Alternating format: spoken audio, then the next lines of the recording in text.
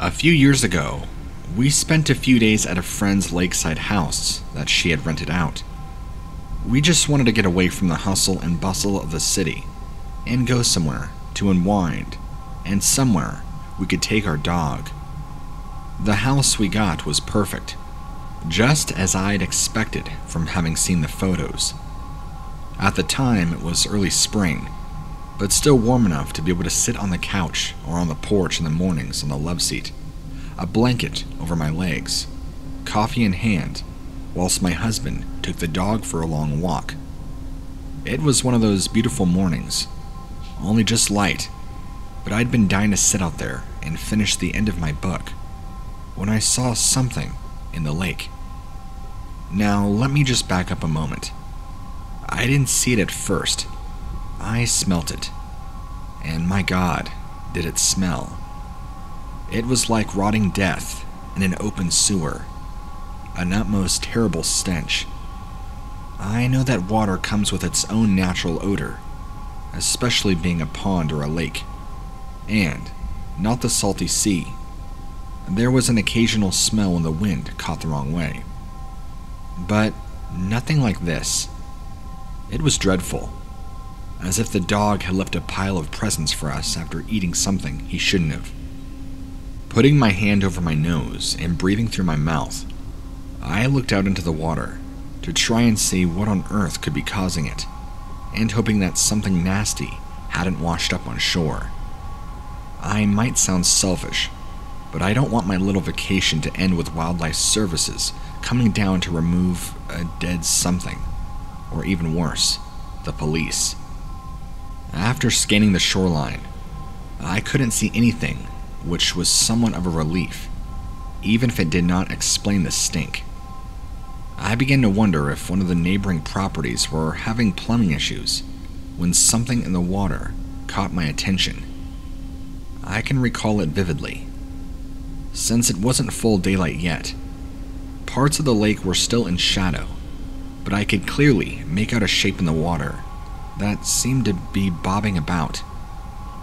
Reaching over, I put my glasses on, and immediately, the fuzzy shape became more clear. But I still had no clue what it could have been. You see, it looked like it was in the water. Whatever it was, it might have been some sort of dinosaur. Of course it wasn't, but that is the best way I can think to describe the shape of this thing. It looked, from the parts above water that I could see, it had a long neck, a small head, and a large body. It was far enough away that I couldn't make out any certain details, so I couldn't tell you where its eyes were, or exactly what color it was, although it appeared a sort of dark brown, or maybe gray.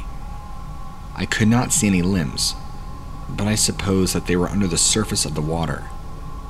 It just sort of rose up from the depths of the lake, and somehow in doing that, stirred up the water, causing the smell. That's what I thought must have happened anyway. I wish I could have thought to have raced off and found my phone to take a photo. As you see, I didn't have it with me.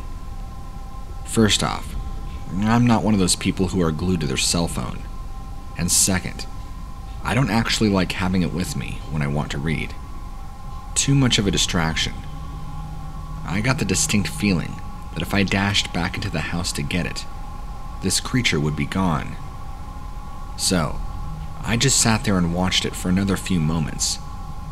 There was nobody else around, as it was early in the season, and most of the houses that were used for vacations were still empty, and I guessed that people lived there were either still in bed, or possibly too busy, getting ready for work to be sat staring at a lake.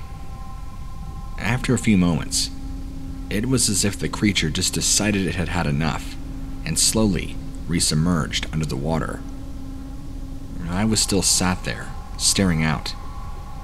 By then, the waters had settled, and thankfully the stench had left. My husband was now back. He just looked at me, and can tell by my facial expression that something was up. I know what I saw, or rather, I know I saw something out of the ordinary. I actually have no idea what it was, but there sure as hell is something living in that lake. I know, because I smelt it and I saw it. I never did exactly tell my husband, and I don't believe in lake monsters, but maybe an unknown animal could be living around. Everybody knows there are certain things to be mindful of in the sea. You wouldn't go swim with the sharks without protection. But it isn't just the things that we know about that we should be careful of and respect. After all, the ocean is so vast that we have no real idea what might be lurking under the water. But sometimes we get to glimpse at something that doesn't even seem possible. This happened to me and a buddy one day when we were doing some marine research of our own, and we were deep out of the waters off the coast of Spain. We had been picking up some unusual readings on our sonar equipment, and were feeling rather excited and interested to see what we might have come upon. Before I go further, I should note that I'm not an actual scientist or marine biologist. I'm kind of a free-form researcher. I've bought and collected equipment over the years, and I like to do research of my own, like I said. So it's become more of an obsessed hobby. Anyway, there had been reports by local fishermen of some strange sightings in the waters, and we were out here trying to see if we could discover exactly what they had been seeing.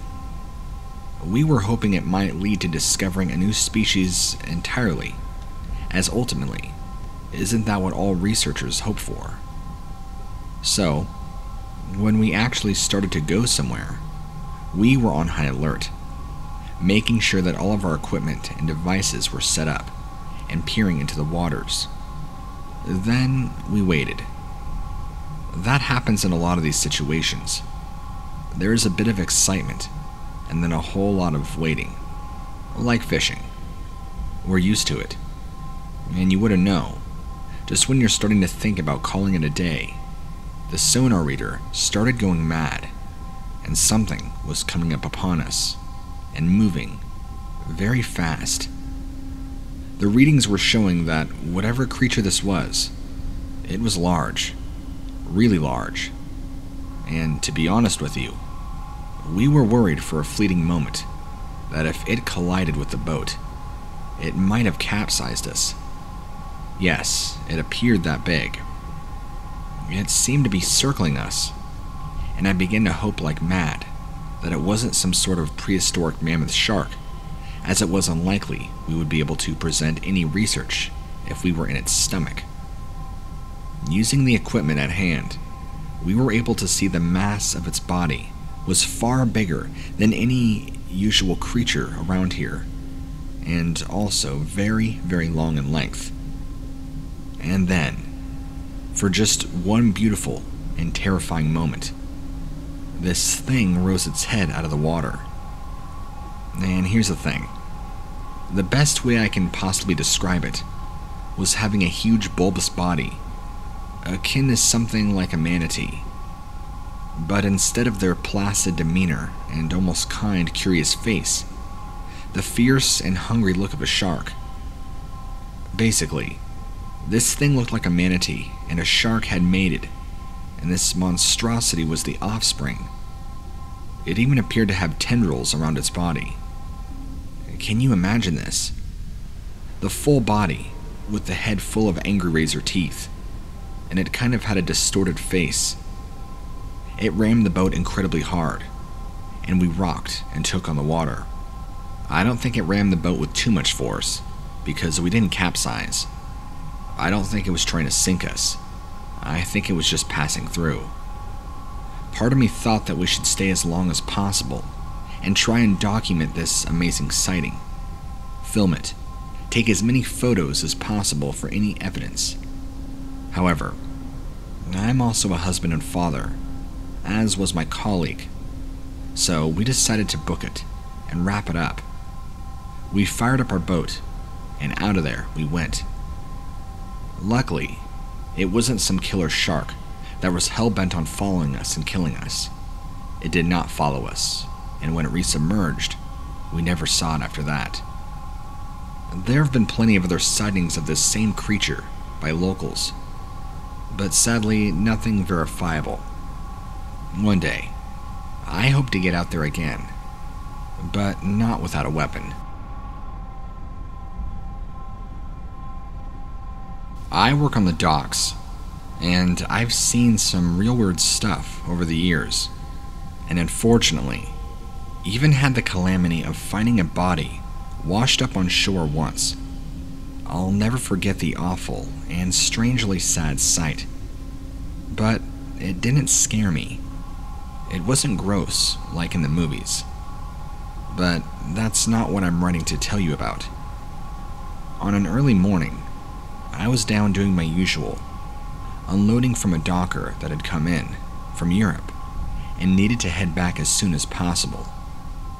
I was the only crew there at the time, and the workers with the cargo had nipped off to find some breakfast before heading back.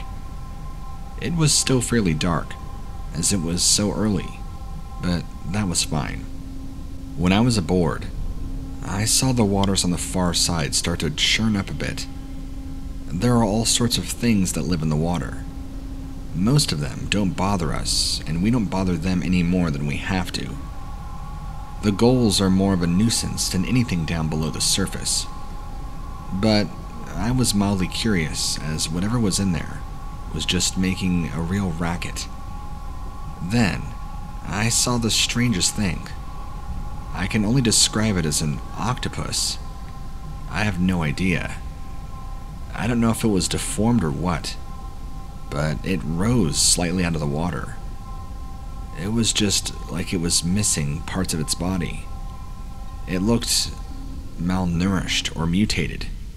It was very strange. Is this making any sense? At the end of each of its tentacles, it seemed to be another weird appendage. Bear with me on this. Like each of the little suction cups had little teeth, or little sharp appendages. The thing, not even 10 feet away, was like nothing that I have ever seen or known to exist. I must have stood there, staring at it for several minutes. It didn't attempt to move any closer. In fact, I'm not entirely sure if it even noticed me, or if that was possible. It just spun around a few times, churning up the water so it was like a mud bath. And then, it vanished and shot back under the water. That was when I heard shouting and footsteps, and heard the others returning. I stood there a moment more, but it did not resurface, and I never saw it again. When I told a couple of my colleagues, the majority of them must have thought I had one too many beers the night before, and was still hangover drunk. Things like this don't exist. But who knows? Maybe I saw a rare species of octopi that occupy these waters. Besides, my family's originally from somewhere in Scandinavia, and I come from a long line of dock workers and fishermen. So, my family and I, we've seen some stuff. That's my story. I hope it serves you well.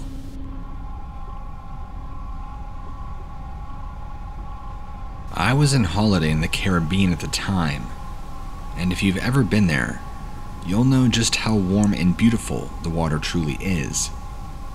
We were staying in a very expensive and exclusive hotel, which came with its own private beach access and area. And in one part of that beach was a secluded cove with excellent rocks for diving off of, if you were brave enough. I was out there one day with my sister, and for once we were the only ones there. Probably because it was raining. Now, in our minds, what on earth did it matter, because you were going to get wet anyway? But I guess a lot of the guests preferred lying on the beach and reading, so they had all retreated to the pool area, as that was covered. There were a few people in the main part of the water, taking advantage of the waves, but it was just me and Cassidy. We were taking turns diving off the rocks, and see who could get the furthest out, and who could swim back the fastest. You know, that kind of thing. It was her turn in the water, with me lining up, getting ready to jump in, when I heard her shout. It didn't seem like a yell of distress, so I did not jump to go in and help, but instead stood on the rock looking down at her as I called. "There's a mermaid," she called back to me. Being 15 at the time, and her being 12, we were sensible kids, and not too far from our parents, who were up by the hotel bar. We were strong swimmers, and they did trust us. I also thought that Cassidy was a little too old to still believe in such things like mermaids. But sometimes, when you are on holiday, you revert back to being a little kid. Like when we went to Disney, and she was still happy to be a princess. She was in no need to grow up too fast. I laughed at her and asked her if Ariel was there too. Laughing at my own joke, I dived in to join her. I asked where the mermaid was. So there I am, looking all around for this mermaid, wondering what Cassidy is referring to, when I see ripples in the water, followed by a very quick splash of what looked to be a tail. Now, when you have been laughing at your sister for making up imaginary mermaid friends, and then you suddenly see a splash, it did make me slightly apprehensive. It had to be a big, friendly fish, right? So, I added to her, "What makes you think that she is a mermaid and not a fish?" My sister looked at me, totally deadpan, and said she had a human head. More ripples, and then a closer splash, and I see more of the fish. It looked way bigger than I remotely am comfortable with, so I suggested to her that now might be a good time to leave and head back to Mom and Dad. I can't leave her, she had told me. She wanted to be friends with her. I told her not now, and it was not the time or the place. The ripples in the water started coming closer to us, as if whatever was down there was coming right up to the surface. And then it appeared. If you want to think of it as a mermaid, fine. But I'll always equate them to being mythical half-women, but with a fish tail. This thing was almost entirely fish, but with a grotesque-looking face and head. Yeah, it was humanoid, but it was ugly. I cannot stress enough how utterly terrifying it was. It kind of reminded me of a cross between Nosferatu's face and the goblins from the Lord of the Rings movies. I mean, it was ugly. The skin on both the head and the fish part were black and kind of rotted and gray looking. It certainly didn't look anything like Ariel. It had huge slits for eyes and a small sunken-in nose and mouth, which it appeared to open and close, but there were also gills on the neck where it appeared to fuse into the body. I have never been so afraid in my life. I screamed, and for a moment, I thought it might attack, but it merely backed away and then swam off. I'll never forget its expression. It was kind of like an uh-oh. I wasn't supposed to be seen. I made a mistake.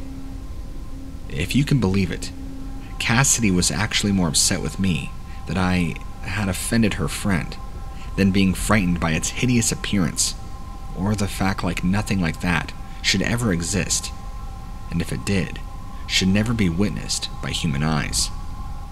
I made her come back to shore and the hotel, and I feigned illness for the rest of the trip, so I would not have to go back down there. And of course, Cassidy, only being 12, wasn't allowed down there on her own. She never did mention it again, but I often still wake up, nearly 10 years later, thinking about that same thing now. It should have not been possible. I think we were lucky that day, as I truly believe there was something wrong, as that would be inherently evil. Something that should have only been too happy to tear us limb from limb. Maybe it was a mermaid, or maybe it was a siren. I don't know. I don't know too much about old tales or stories of the sea. Maybe it is the reason for unexplained deaths. I don't know. But it was the most awful, horrendous monstrosity I have ever seen, and not a day passes when I wish to God that I hadn't seen it.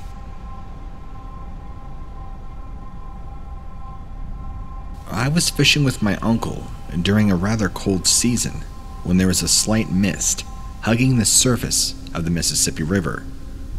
We've been out on the river most of the day, and we could feel that the air was starting to get colder with the way the sun was threatening to go behind the clouds. Without any warning, the line on my rod went taut. At first, I thought I'd hooked something stationary, like a rock, but rocks don't trash around like that. It was insane. Try as I may, I could not reel in whatever I had caught with my own strength. I thought for sure that I was going to lose the line, and possibly my rod. My uncle, ever the solution-oriented one, grabbed the net and got close to the edge of the boat as the thrashing got close. I wasn't able to watch as closely as I'd liked because I was trying to keep my line from getting away from me. My fishing pole wasn't a cheap one. Neither did I want to catch like this to get away, whatever it was. My uncle thrust his net into the water, and for a moment, I couldn't make out anything to speak of. But I swear, in a flash of things, I saw a hand reach out of the white water and grab his arm. He yelled and staggered. I was so caught off guard that I broke my concentration and my fishing line snapped.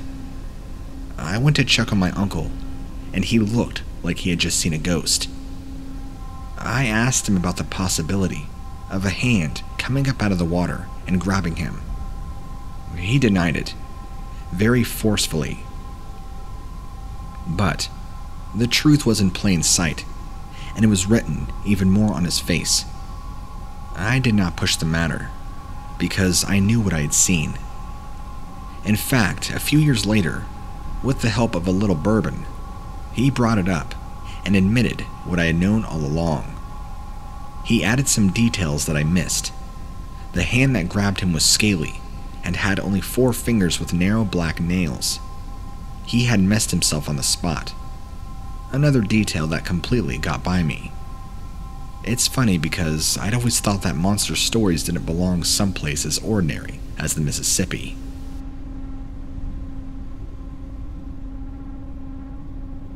I'm one of those foolish people that does things that I probably shouldn't, like exploring underwater caves on a very amateur level.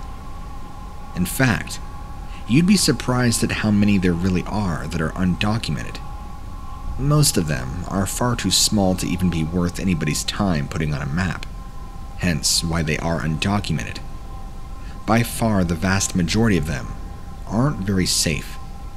There's really only one way to find out which ones are safe and which ones are not. The one discovery that almost led me to giving up what I do for good came to me when I started exploring off the coast of California. It was just a clear enough day that I could see the ghost of what I was looking for, hovering under the surface of the water.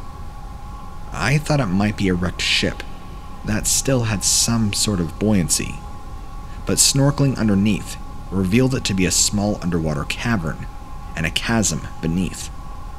I geared up and went in. Most caverns have a point where they either get bigger or smaller. This did neither. It was the same consistent width the entire time, and the entire length that I was in. I started wondering what could make a natural formation of a long, rocky tube. The passageway was so narrow that there was no way I would be able to turn around. I would have to move backwards when I was ready to leave. That moment came sooner than I expected. With my light ahead of me, I came around a large bend in the tube, and there in front of me was what I first thought was a fissure, lined with strange rocks. But the fissure started opening and shutting, bubbles escaping slightly. The rock wall the fissure was set in started moving towards me. It dawned on me, to my horror, that I was looking at the mouth, lined with teeth. It was all I can do to keep myself from panicking as I backed up at the most painful, slow pace I had ever been forced into. The mouth ahead of me wasn't very speedy, but it was faster than I, and it was going to gain on me. When I finally made it to the edge of the cavern, I pushed off backwards with my hands, and the mouth braced itself against the lip of the tube, and it shot out at me with explosive force. The mouth snapped mere inches away from my face, the force pushing me back. I distantly realized that I needed to get out of the water, because I would soon go unconscious, a feat that I had just barely accomplished. I've read about tube worms and other things, but I never read about them getting that big, especially ones that had a mouth, like that with a hinged jaw. I'm lucky to be alive, and have been reconsidering my thrill-seeking habits. I tried talking myself into another expedition someplace, but I just couldn't bring myself to it.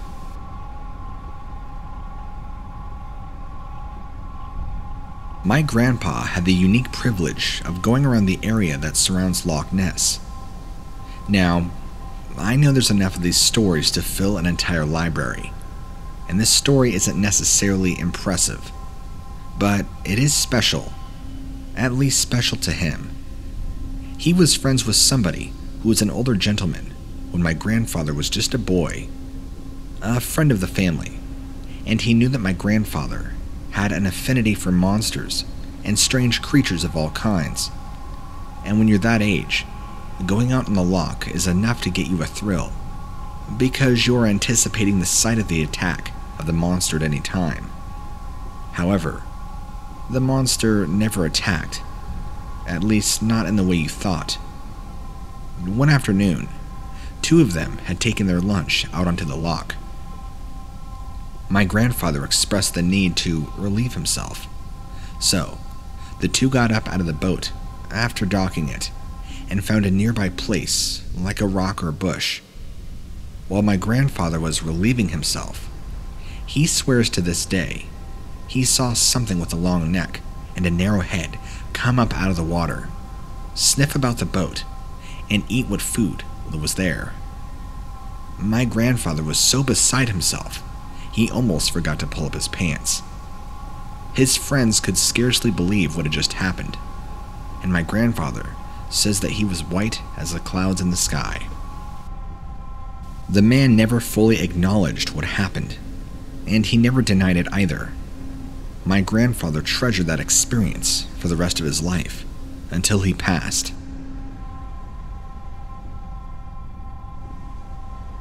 My best friend gave up any kind of water exploration or scuba diving. He was completely shaken up by something that had happened when he went diving, looking for leopard seals. Now, I know what you're thinking. Leopard seals sounds like a pretty scary predator, but when they encounter humans, they're completely different. They treat humans like guests, and they often invite them to play. And sometimes, in a sort of grisly hospitality, a leopard seal will try to kill a penguin for a nearby human. My friend got pretty good at finding where the leopard seals like to swim. He couldn't do it very long at a time because the temperatures of the water, but the times that he got to were memorable. The day came when the leopard seal tried to make friends with my friend down to greater depths. She would dive sharply down below, and then come up, waiting to see if you would follow. Technically, you could have, but you would have to be very careful, because that's where the waters got even colder, and would be dangerous to humans.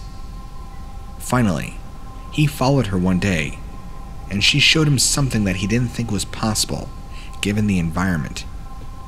Cold water fauna isn't unheard of, but she had led him to a place down below, where it was just absolutely thriving with bizarre forms of corals and animal formations that, as far as my friend knew, had never been discovered.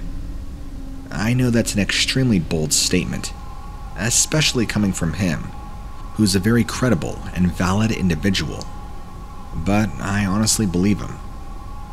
He forgot the discomfort of intense cold just long enough to start looking around.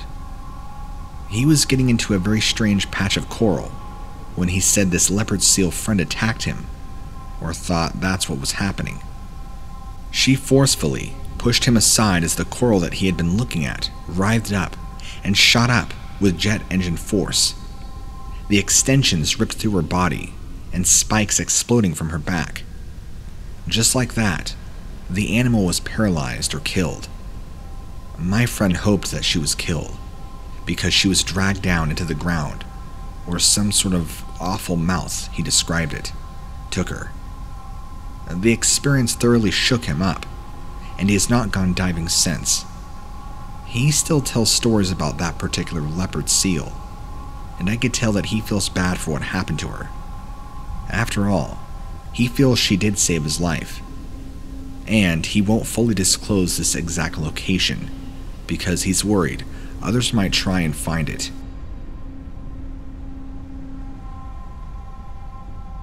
I prefer to remain anonymous because my family is mostly involved in different kinds of over-the-sea piracy. I'm sorry, but it's the only way some of us can get by.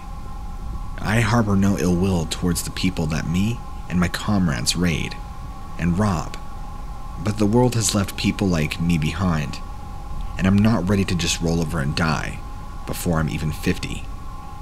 When you're already considered the scum of the earth, you will see and experience things that most people in this world don't. One of our better hauls had won us some scuba diving gear. We didn't know how to use it, and it would be several months before we actually did, because it meant that we would be able to investigate things that had already sunken underwater.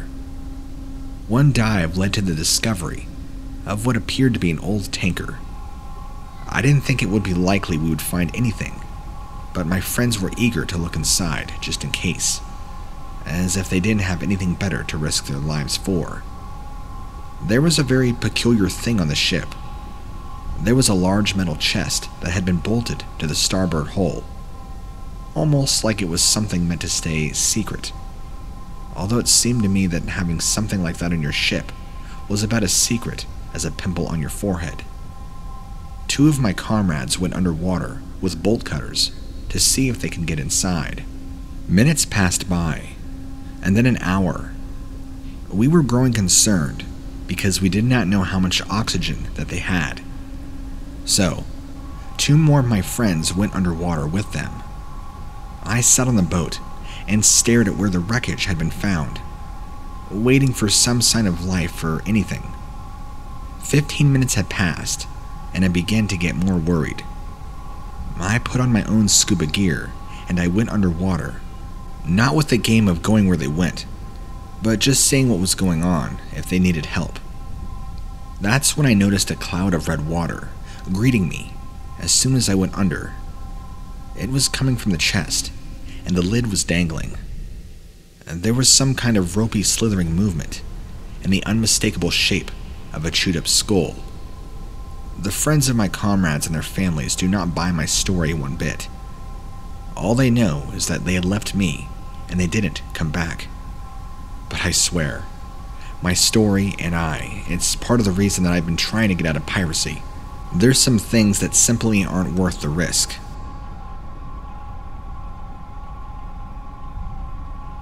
My uncle is kind of a blowhard. He has all his fancy stuff, and he barely knows how to take care of it. Like his boat, he knows how to start it, but he has absolutely no idea how to maintain the thing, and his clumsiness follows him wherever he goes, including over the waves. We had gotten well over the water, and it was one of those things where he invited me out there just to show off all of his stuff. It's not like he hasn't given me the waterside tour of his estate.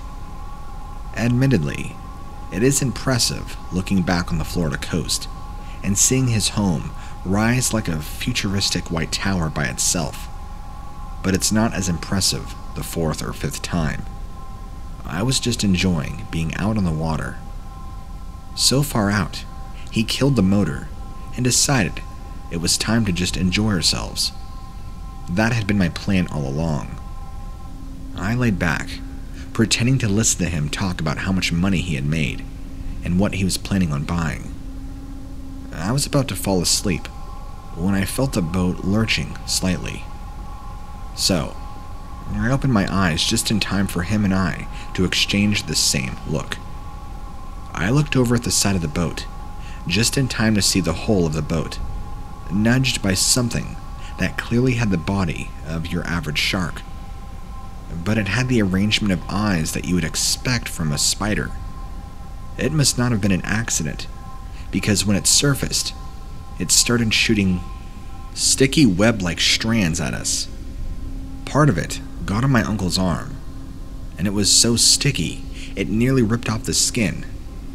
And there was a huge mad scramble to start the boat and get out of there. The boat then struggled against the strength of the silk, or whatever you call it. I don't know what the hell it was, but at last it ripped free, just a few seconds from land, and some of the silk must have found its way into the propeller blade. When we did get back on land, my uncle capitalized on the opportunity to phone out and announced that we had discovered some new species of animal. Apparently, the sticky substance was too similar in composition to things excreted by things like sea cucumbers, so he wasn't taken very seriously. Not that people were in any habit of taking him seriously to begin with. Anyway, that's my run-in with something I never experienced before in the ocean. And while it was a crazy experience, it still kind of scares me and keeps me from wanting to go out into the deep ocean to this day.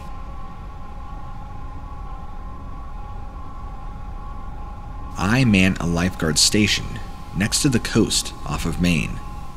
There's just enough traffic of both people and watercraft that somebody like me and my team need to be nearby at all times.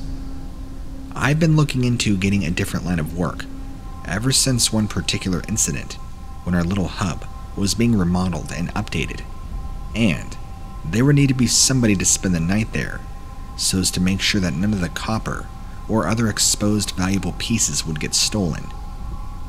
After the working hours were over, I took advantage of the opportunities to just sit and stare at the water, something I didn't get to do too much of when I was on duty, because there was always something to do and something to always check up on. After a while, I noticed something in the water that I couldn't quite make out. It drifted into the setting sunlight at such an angle that I could tell it was the nose of a small boat that had capsized. My rescuer instincts kicked in, and I got prepared to go out there and make sure everything was okay. There's a half-submerged door in the boat, and I knocked on it several times to see if there's any way I could hear movement, or even hopefully somebody might kick back. Took the extra step of putting my ear underwater and pressing it to other parts of the boat just to see if I could hear anything. There was nothing. That didn't mean people couldn't be unconscious in there. I got out of the water and went back inside. I was able to pick up my cell phone and call for emergency services when there was a single loud thudding knock on my own door. I can't tell you looking back now why I seized up. Something about it wasn't quite right. The feeling intensified when the knock came again, but it was accompanied by a very strange gurgling. It sounded deep and throaty, and it almost made me want to vomit. There were several more knocks, and after that, I heard the sound of heavy, wet footsteps trailing away from the door. I straight have been quiet for a few minutes. I worked up the bravery to investigate. I saw some very large, wet, and mighty footprints leading to the back of my door. I followed them to the water, where it looks as if something had come out of the water and decided to pay me a visit. That's the worst I'd ever slept in my life. Not only did I lock the door, I barricaded it. I wasn't sure if I would have had the nerve to get up and investigate if something like a burglar showed up to steal any valuable metals. I'm well over 6 foot and built like I was going to try out for Jersey Shore, if that tells you anything. The footprints, on the other hand, no, they weren't human, nor did they look like shoes. They were weird 4-toed footprints, larger than any footprints man could leave. I am very disturbed from this whole ordeal, to say the least.